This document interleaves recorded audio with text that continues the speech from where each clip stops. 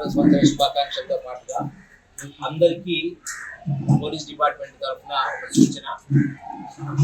New year celebrations సందర్భంగా ఎక్కడ కూడా రోడ్డు మీద కేకులు కట్ చేయడం, లేట్ నైట్ తిరగటము, డీజేలు వాడటం అలాంటివి ఎట్టి పరిస్థితిలో కూడా మేము ఎలో చేయము.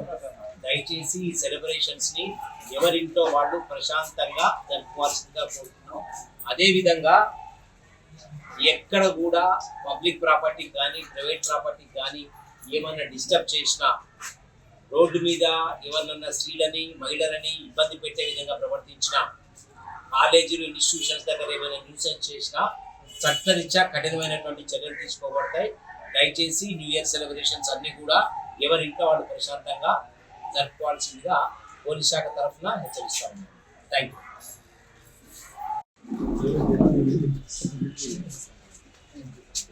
Miryalaguda 1 town SI Sudhir Kumar, 2 town incharge CI గారు నాగార్జున, తర్వాత మన ఉమెన్ పిఎస్ ఇన్స్పెక్టర్ కరుణాకర్ గారి వాళ్ళ నెట్వర్క్లో ఉన్న ఇన్ఫర్మేషన్ ప్రకారం మార్నింగ్ 8 o'clockకి ఈ నిందితుడు భానుప్రకాష్ అనే అతన్ని మనం ట్రైన్ చేయడం జరిగింది.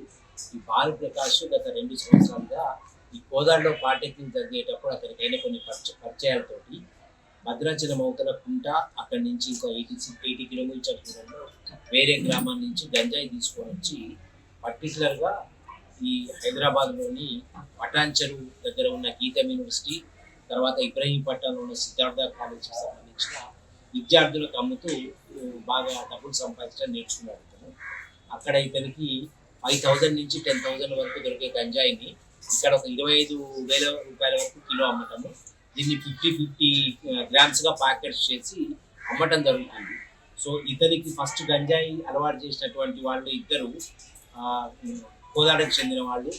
తర్వాత అదేవిధంగా ఇతని దగ్గర తరచుగా గంజాయి తీసుకొని సేవించే వాళ్ళు మిర్యాలగూడ డివిజన్కి సంబంధించిన ఒక 5గురిని కూడా ఇతని ద్వారా మేము గుర్తించడం జరిగింది. త్వరలో వాళ్ళ మీద కూడా కఠినమైన చర్యలు తీసుకుంటాం. సో ఇతని దగ్గర ఈరోజు మీరు చూస్తున్నట్టుగా ఒక 1300 గ్రాములు, కిలో 300 గ్రాముల డ్రై గాంజా, ఒక 2,000 రూపీస్ క్యాష్, ఒక సెల్ ఫోను ఇతని దగ్గర సీజ్ చేయడం జరిగింది. సో ఈ నిందితుడు ముఖ్యంగా ఈ ధూల్పేటలో ఉన్న కొంతమందితో కూడా కాంటాక్ట్స్ కలిగి ఉండి ధూల్పేటలో వాళ్ళకి సప్లై చేయటము, తర్వాత ఈ ఇంజనీరింగ్ కాలేజ్ స్టూడెంట్స్కి వాళ్ళ రూముల దగ్గర హాస్టల్ దగ్గర సప్లై చేయడం జరుగుతూ ఉంది. కాబట్టి ఇతన్ని మేము ఒక ముఖ్యమైన నిందితుడిగా గుర్తించడం జరిగింది. ఈరోజు ఇతన్ని ఫోటో ప్రొడ్యూస్ చేసిన తర్వాత ఇతన్ని పోలీస్ కస్టడీలోకి తీసుకొని ఇతని నుంచి మిగతా వివరాలన్నీ కూడా సేకరిస్తాం. 35,000 రూపీస్ వాల్యూ గల గాంజాయి.